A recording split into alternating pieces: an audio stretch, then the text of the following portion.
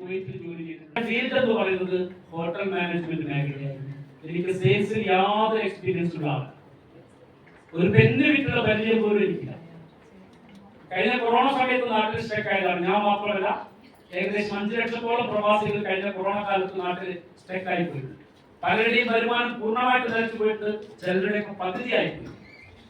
ആ സമയത്ത് സ്വാഭാവികമായിട്ടും പ്രവാസികൾ പലവിധ സംരംഭങ്ങൾ തുടങ്ങി, പലവിധ കാര്യങ്ങൾ ചെയ്യും. പ്രവാസി തട്ടുകട കാണാം, പ്രവാസി പച്ചക്കറി കട കാണാം. അല്ലെ, നിങ്ങളുടെ നാട്ടില് നമ്മുടെ നാട്ടിൽ കൂടി സഞ്ചരിച്ചാൽ ഇപ്പോഴും കാണാം, അങ്ങനെ ഒരുപാട് കാര്യങ്ങൾ കാണാം. അപ്പൊ അതുപോലെ കാറ്ററിംഗ് ഒക്കെ സ്റ്റാർട്ട് ചെയ്ത് പോകുന്നതിനിടെയാണ് എന്റെ സുഹൃത്തായിട്ടുള്ള എന്റെ കൂടെ പഠിച്ചൊരു പെൺകുട്ടി വന്നിട്ട് ഫിജിക്കാട്ടിന്റെ കാര്യങ്ങൾ പറയുന്നത്. തീർച്ചയായിട്ടും വന്ന് ജോയിൻ ചെയ്യുമ്പോൾ ഞാൻ ചിന്തിച്ചത് ഇത്ര മാത്രമേ ഉള്ളൂ, ഞാൻ കൊടുക്കുന്ന പൈസക്ക് എനിക്ക് പ്രൊഡക്റ്റ് കിട്ടുന്നുണ്ട്, പിന്നെ ഇത് ചെയ്യണോ വേണ്ടി എന്നുള്ളത് ആലോചിച്ച് ചെയ്യാം. എന്തായാലും കൂടെ പഠിച്ചിരിക്കുന്ന ഒരാൾ ഒന്ന് പറഞ്ഞതല്ലേ എന്ന അടിസ്ഥാനത്തിൽ വളരെ ലാഘവത്തോടു കൂടി ജോയിൻ ചെയ്ത ഒരാളാണ്. തീർച്ചയായിട്ടും ഒട്ടും സീരിയസ് അല്ലാതെ ഫിജിക്കാട്ടിൽ ജോയിൻ ചെയ്ത ഒരാളാണ്. തുറന്നു പറയാം, ഞാൻ ജോയിൻ ചെയ്തിട്ട് ഏകദേശം 2-3 മാസത്തോളം ഞാൻ ഒന്നും ചെയ്തിട്ടില്ല. പക്ഷേ പിന്നീട് ട്രെയിനിങ് കിട്ടിയപ്പോ എനിക്ക് മനസ്സിലായി തീർച്ചയായിട്ടും ഇങ്ങനെയും ചില മേഖലകളുണ്ട്. ആ സമയത്ത് അങ്ങനെ ഒരു മേഖലയെ കുറിച്ച് യാതൊരു പരിചയമില്ല. ഇ കൊമേഴ്സോ ഡയറക്ട് സെല്ലിങ്ങോ ഒന്നും ചിന്തിക്കുന്നേ ഇല്ല. പക്ഷെ അങ്ങനെ ഒരു ട്രെയിനിങ് കിട്ടിയ സമയത്ത് അന്ന് രാത്രിയാണ് ഞാൻ ഗൂഗിളിൽ what is e-commerce, what is direct selling, what is the future of direct selling in India, what is the future of direct selling in Kerala, which is the most famous direct selling group. For search varunnaadu phone undallo kayil, data undallo kayil, reels കാണാൻ വേണ്ടി മാത്രമല്ലല്ലോ അത്, നമുക്ക് search നടത്തിക്കൂടെ അല്ലേ? മാതാപിതാ ഗുരു ദൈവം എന്നാണ് പറയാറുള്ളത്. മാതാപിതാ ഗുരു ദൈവം എന്നാണ് ഇപ്പൊ പറയുന്നത്. ഗൂഗിളിനോട് ചോദിച്ചാൽ അതിന് ഉത്തരം കിട്ടും. അങ്ങനെ സെർച്ച് നടത്തിക്കൂടെ?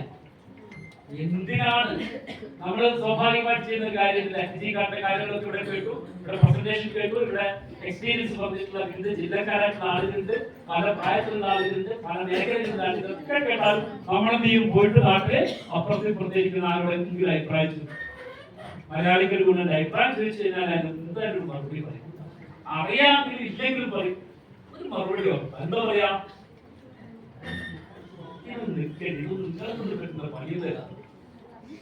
നിങ്ങൾക്ക് തീരുമാനം എടുക്കാം. എന്നാൽ സ്വന്തം കയ്യിൽ ഒരു ഫോൺ ഉണ്ട്, അതിൽ എല്ലാ മാസവും റീചാർജ് ചെയ്യുന്നുണ്ട്. ഒരു സെർച്ച് നടത്തിക്കൂടെ? ഗൂഗിളിൽ സെർച്ച് നടത്തിയിട്ട് നോക്കിക്കൂടെ എന്താണ് ഫിജിക്കാട്ട്, എന്താണ് ചെമ്മന്നൂർ ഗ്രൂപ്പ്? ചെമ്മന്നൂർ ഗ്രൂപ്പ് എത്ര വർഷമായി പ്രവർത്തിക്കുന്നു? ഇവിടെ പറഞ്ഞിരിക്കുന്ന കാര്യങ്ങളിൽ എന്തെങ്കിലും ക്രെഡിബിൾ അല്ലാത്ത കാര്യങ്ങൾ പറഞ്ഞിട്ടുണ്ടോ? സെർച്ച് നടത്തും, തീർച്ചയായിട്ടും നിങ്ങൾക്ക് വിശ്വസിച്ച് മുന്നോട്ട് പോകും. അപ്പൊ എന്താണ് ഞാൻ പറഞ്ഞു വന്നത്? ആ കൊറോണ സമയത്ത് സ്റ്റാർട്ട് ചെയ്തതാണ് ഫിജിക്കാട്ട് എന്ന് പറയുന്ന ബിസിനസ്. അന്ന് ട്രെയിനിങ് കിട്ടിയ അന്ന് മുതൽ ഫിജിക്കാട്ട് എന്ന് പറയുന്ന ബിസിനസ് സീരിയസ് ആയിട്ട് കണ്ടുകൊണ്ട് പ്രവർത്തിക്കുന്നത്. അതിന്റെ ഫലം എന്ന് പറയുന്നത് തീർച്ചയായിട്ടും എന്നെപ്പോലെ ഒരുപാട് പ്രവാസികൾ നാട്ടിൽ സ്ട്രക്കായി പോയിട്ടുണ്ടെങ്കിൽ കൊറോണ കാലം കഴിഞ്ഞ് ഏകദേശം ഒരു 2-2.5 വർഷം കഴിഞ്ഞപ്പോഴാണ്, 2 വർഷം കഴിഞ്ഞപ്പോഴാണ് ഫ്ലൈറ്റിന്റെ പ്രശ്നങ്ങളൊക്കെ മാറി തിരിച്ച് അന്താരാഷ്ട്ര ഫ്ലൈറ്റുകൾ പോയി തുടങ്ങി.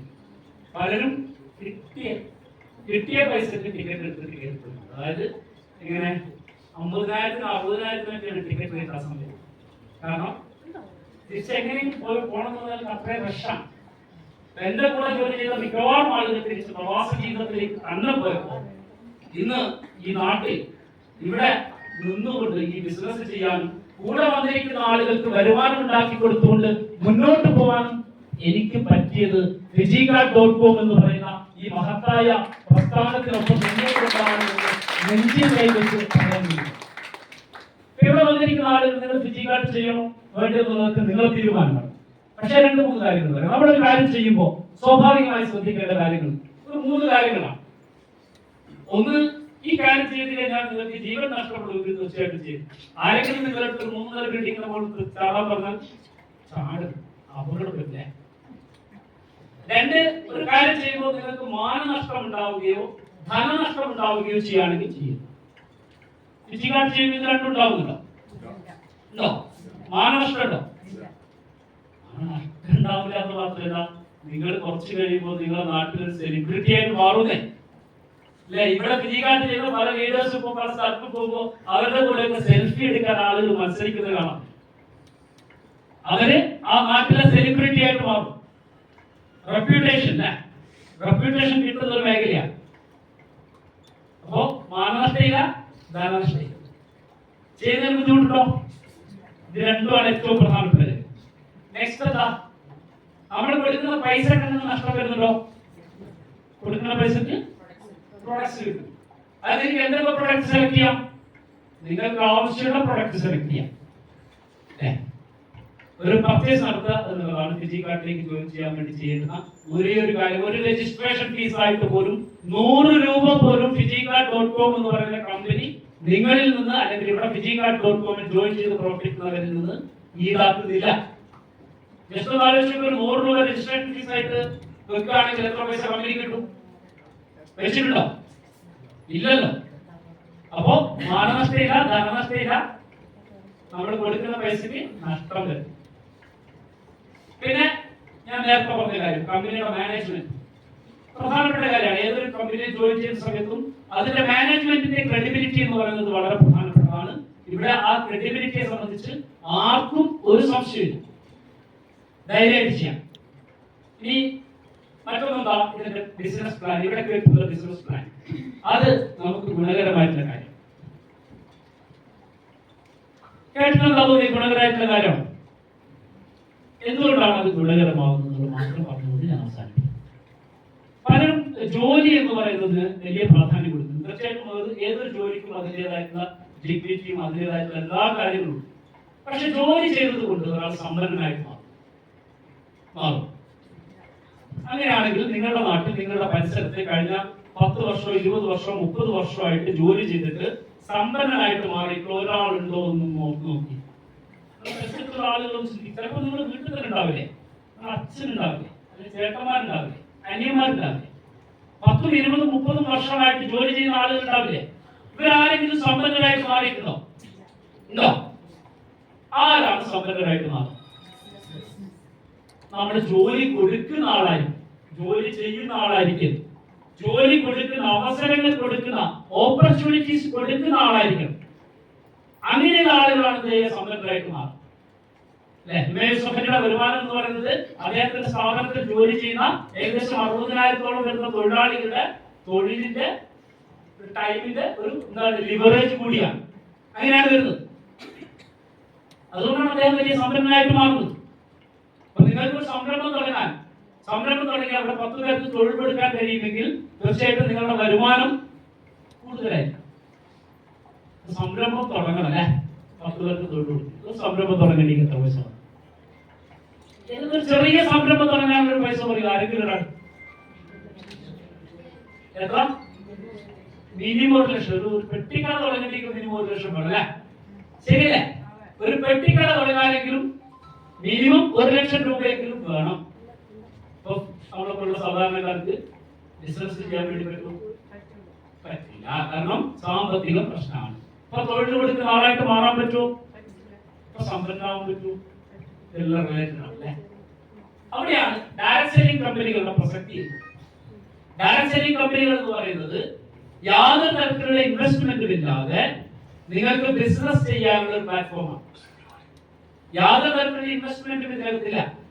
ഒരു പർച്ചേസ് നടത്തിക്കൊണ്ട് നമ്മൾ ഫിജികാർഡ്.com എന്ന് പറയുന്ന കൺസെപ്റ്റിൽ ജോയിൻ ചെയ്യുകയും അവിടെ ഒരു ടീമിനെ ക്രിയേറ്റ് ചെയ്തുകൊണ്ട് പ്രവർത്തിക്കുകയും കൃത്യമായിട്ട് അതിലെ കാര്യങ്ങൾ പഠിച്ച് മനസ്സിലാക്കി പ്രവർത്തിക്കുകയും ചെയ്യുകയാണെങ്കിൽ തീർച്ചയായിട്ടും വലിയ വരുമാനത്തിലേക്ക് എത്താൻ വേണ്ടി കഴിയുന്ന കൺസെപ്റ്റാണ്. പ്ലാൻ കേട്ടപ്പോ അതിന്റെ 13ാമത്തെ റാങ്കിൽ ഒരു അവാർഡ്സ് ആൻഡ് റിവാർഡ്സ് പറഞ്ഞിട്ടുണ്ട്. ആർക്കെങ്കിലും പറയാൻ പറ്റും എന്താണെന്നത്? ഉദാഹരണത്തിന് കേട്ടാലും 1 കോടിയുടെ ഹാപ്പി ഹോം ഫണ്ട് ഇല്ല. 1 കോടി 95 ലക്ഷം നമുക്ക് 5 ലക്ഷം രൂപ ഗവൺമെന്റ് ടാക്സ് വെച്ച് 95 ലക്ഷം രൂപ നിങ്ങളുടെ അക്കൗണ്ടിൽ ക്രെഡിറ്റ് ആണ്. 1 കോടി എന്തോ പൂജ്യം ആർക്കാ പെട്ടെന്ന് പറയുന്നില്ല. ചെയ്യുന്ന ആളുകൾ ചെയ്യാത്ത ആളുകളാണ്. 1 കോടിക്ക് എത്ര പൂജ്യം? 7. സാധാരണ ഒറ്റയടിക്ക് നമ്മൾ സാധാരണക്കാരെ ഉത്തരം പറയും. ഇങ്ങനെയുണ്ടോ? എന്താ കാരണം? 1000 ഓക്കെ നമുക്കറിയാം, 3 പൂജ്യാന്നുള്ളത്. 10,000 ഓക്കെ, 4 പൂജ്യാന്നുള്ളത് അറിയാം. അതിനപ്പുറത്തേക്ക് പോകുമ്പോ ആ ഒരു ലെവലിലേക്ക് ചിന്തിക്കേണ്ടതായിട്ട് ആവശ്യം നമുക്ക് വരുന്നില്ല. ഉണ്ടോ? ഡീൽ ചെയ്യുന്നുണ്ടോ? ലക്ഷങ്ങൾ കൊണ്ട് കോടികൾ കൊണ്ട് നമ്മൾ ഡീൽ ചെയ്യുന്നുണ്ടോ? ഇനി 1 കോടി രൂപ വരുമാനം നിങ്ങളുടെ അക്കൗണ്ടിലേക്ക് ജോലി ചെയ്ത് വരണമെങ്കിൽ എത്ര വർഷം നിങ്ങൾ ജോലി ചെയ്യണം? ആലോചിച്ചിട്ടുണ്ടോ? ഞാൻ ചെറിയ കണക്ക് പറഞ്ഞു. നിങ്ങൾ ജോലി ചെയ്യാണ്, നിങ്ങൾക്ക് മാസത്തിൽ ഒരു 19,000 രൂപ വരുമാനം ഉണ്ടെന്ന് കരുതുക. 50,000 രൂപ മാസം വരുമാനം ഉണ്ട്. നിങ്ങളുടെ എല്ലാ ചെലവും കഴിച്ചിട്ട് ഒരു മാസം നിങ്ങൾ 25,000 രൂപ സേവ് ചെയ്യാണ്. ഒരു മാസം 25,000 രൂപ എല്ലാ ചെലവും കഴിച്ചിട്ട് നിങ്ങൾ സേവ് ചെയ്യാണ്. അത് നിങ്ങളുടെ അക്കൗണ്ടിൽ നിക്ഷേപിക്കുകയാണ്. ഒരു വർഷം 12 മാസം അല്ലേ? 25,000 × 12 എത്രയാ? 3 ലക്ഷം രൂപ അല്ലേ? ശരിയല്ലേ? തെറ്റില്ല, കണക്കിൽ നീക്കാം. തെറ്റില്ലല്ലേ? 3 ലക്ഷം അല്ലേ? 10 വർഷമാകുമ്പോ 30 ലക്ഷം, 20 വർഷമാകുമ്പോ 60, 30 വർഷമാകുമ്പോ 90. അപ്പൊ 1 കോടിയാണ്ടിക്ക് 33.5 വർഷം. 25,000 രൂപ വെച്ച് ഒരു മാസം സേവ് ചെയ്യുകയാണെങ്കിൽ 33.5 വർഷം കൊണ്ട് 1 കോടി രൂപ നിങ്ങൾക്ക് സമ്പാദിക്കാൻ വേണ്ടി കഴിയും. ഇപ്പൊ ഉള്ള വയസ്സിന്റെ കൂടെ ഒരു 33.5 വർഷം കൂടി ഒന്ന് കൂട്ടി നോക്കിയേ, എത്രയാവുമ്പോ? ഇനി 33.5 വർഷം ജോലി ചെയ്യാനുള്ള സമയമുണ്ടോ? ഉണ്ടോ? ഉണ്ടോ? ഇല്ല. അപ്പൊ എന്താ ചോയ്സ്? എന്താ ചോയ്സ്? ഞാൻ വിജയിക്കാർക്ക് മാത്രമാണ് ജീവിതത്തിൽ വിജയിക്കാനുള്ള ചോയ്സ് എന്നൊന്നും പറയാൻ ഞാനാണല്ലോ. ഒരുപാട് ചോയ്സുകൾ ഉണ്ടാവാം, പക്ഷെ വിജയിക്കാർക്ക് ഒരു നല്ല അവസരമാണ് എന്ന് മാത്രമാണ് ഞാൻ പറയുന്നത്. വിജയിക്കാർക്ക് നിങ്ങളുടെ ജീവിതത്തിൽ മാറ്റം വരുത്താൻ വേണ്ടിയിട്ടുള്ള, നമ്മുടെയൊക്കെ ജീവിതത്തിൽ മാറ്റം വരുത്താൻ വേണ്ടിയിട്ടുള്ള ഒരു നല്ല അവസരമാണ്. കാരണം അതിന് ഇൻവെസ്റ്റ്മെന്റുകളില്ല. ഇൻവെസ്റ്റ്മെന്റ് ഇല്ലാതെ നിങ്ങൾ പ്രവർത്തിക്കുകയാണെങ്കിൽ, fijicard.comന്റെ ഒരു സിസ്റ്റത്തിൽ പ്രവർത്തിക്കുകയാണെങ്കിൽ, കൃത്യമായിട്ട് പ്രവർത്തിക്കുകയാണെങ്കിൽ, ഏറ്റവും കുറഞ്ഞത് ഒരു 7 വർഷത്തിനുള്ളിൽ ഈ പറഞ്ഞിരിക്കുന്ന എല്ലാ റാങ്കിലേക്കും എത്താൻ ഏതൊരു സാധാരണക്കാരനും പറ്റും. 8ാം ക്ലാസ് മാത്രം വിദ്യാഭ്യാസമുള്ള ഒരു സാധാരണക്കാരിയായിട്ടുള്ള ഒരു ലേഡി ഉണ്ട്, കോഴിക്കോട് സ്വദേശിനിയാണ്, സ്വപ്ന എന്നാണ് പേര്. fijicard.comൽ നാഷണൽ സെയിൽസ് മാനേജർ, 8ാം ക്ലാസ് ആണ് വിദ്യാഭ്യാസം. MBA കാരിയായിട്ടുള്ള സബിത മേഡം, MBA കാരിയാണ്. ഞാൻ പറയുന്നത് താരതമ്യം ചെയ്യാൻ വേണ്ടിയിട്ടാണ് കേട്ടോ. അവരിന്ന് fijicard.comൽ national sales team manager. So വിദ്യാഭ്യാസം ഒരു ഘടകമല്ല. രണ്ടുപേരുടെ പ്രായം മാത്രം ഒന്ന് എടുത്തു നോക്കൂ. സ്വപ്ന മേഡത്തിന് 50 വയസ്സാണ് പ്രായം, സബിത മേഡത്തിന് 30 താഴെ. സോ പ്രായം ഒരു ഘടകമല്ല, വിദ്യാഭ്യാസം ഒരു ഘടകമല്ല. പ്രവർത്തിക്കാൻ തയ്യാറാണെങ്കിൽ തീർച്ചയായിട്ടും നിങ്ങൾക്ക് കഴിയും.